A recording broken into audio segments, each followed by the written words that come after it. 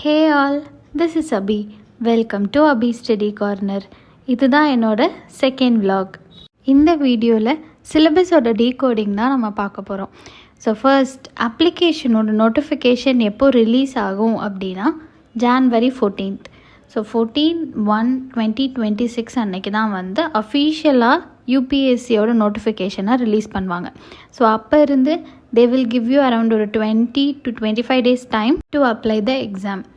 First, prelims எக்ஸாமோட date பார்த்திங்கன்னா 24th May 2026 அன்னைக்கு எக்ஸாம் நடக்கும். அண்ட் மெயின்ஸ் பார்த்திங்கன்னா 21st August 2026 அன்னைக்கு நடக்கும். ஓகேவா? So this is about the important dates.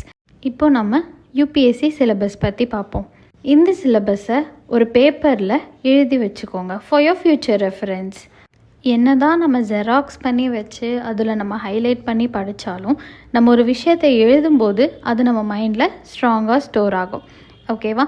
So இப்போ எல்லாருமே ஒரு பென் ஒரு பேப்பர் எடுத்துகிட்டு நோட்ஸ் எடுக்க ஸ்டார்ட் பண்ணிக்கோங்க. இந்த எக்ஸாமை பொறுத்த வரைக்கும் 3 ஸ்டேஜஸாக இது கண்டக்ட் பண்ணுவாங்க. First one is preliminary examination, அதுக்கப்புறம் மெயின்ஸ் எக்ஸாமினேஷன், தேர்ட் ஒன் தான் இன்டர்வியூ. ஸோ இது 3மே செக்மெண்டடாக எப்படி கண்டக்ட் பண்ணுறாங்க அப்படின்றத நம்ம பார்ப்போம். First one is prelims. ப்ரிலிம்ஸை பொறுத்த வரைக்கும் இங்கே நம்ம எஃபர்ட்ஸை கொஞ்சம் அதிகமாக போட்டு படிக்கிற மாதிரி இருக்கும். ஓகேவா? ஸோ இங்கே மொத்தமாக 2 எக்ஸாம்ஸ் இருக்குது. ஃபர்ஸ்ட் ஒன் வந்து ஜென்ரல் ஸ்டடீஸ் பேப்பர் 1, அதுக்கப்புறம் சிசாட் அப்படின்ற ஒரு எக்ஸாம். இந்த 2 எக்ஸாமுமே எம்சிக்யூ டைப்பில் கண்டக்ட் பண்ணுவாங்க. இங்கே நெகட்டிவ் மார்க்கிங் இருக்குது. That is 0.3% of your mark will be detected.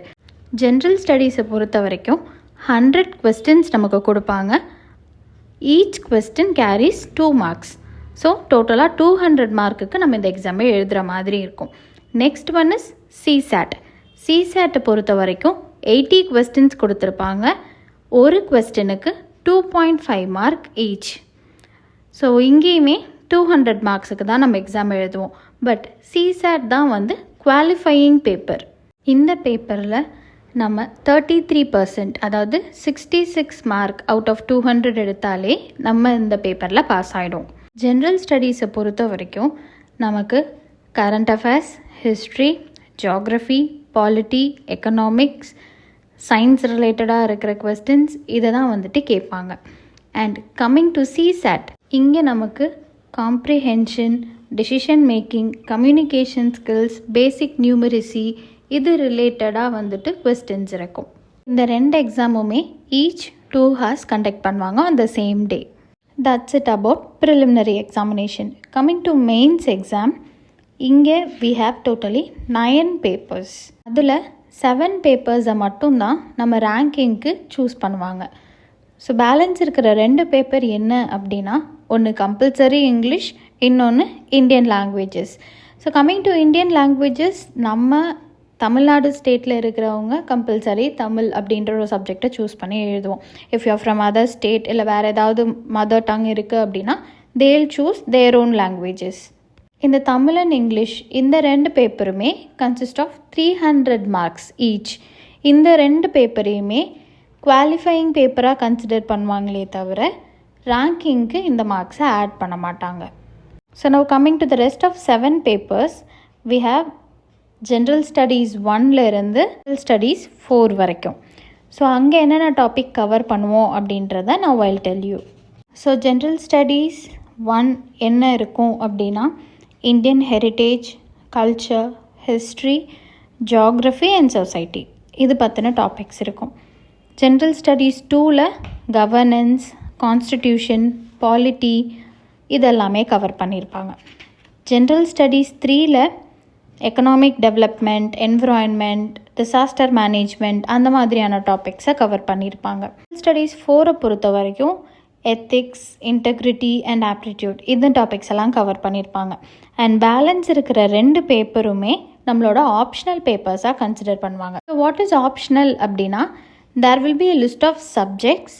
அந்த சப்ஜெக்ட்லேருந்து நம்மளே ஒரு சப்ஜெக்டை சூஸ் பண்ணுற மாதிரி இருக்கும். ஃபார் எக்ஸாம்பிள் ஜியாகிரஃபி, ஹிஸ்ட்ரி, இந்த மாதிரி நிறையா சப்ஜெக்ட்ஸ் லிஸ்ட் அவுட் பண்ணியிருப்பாங்க.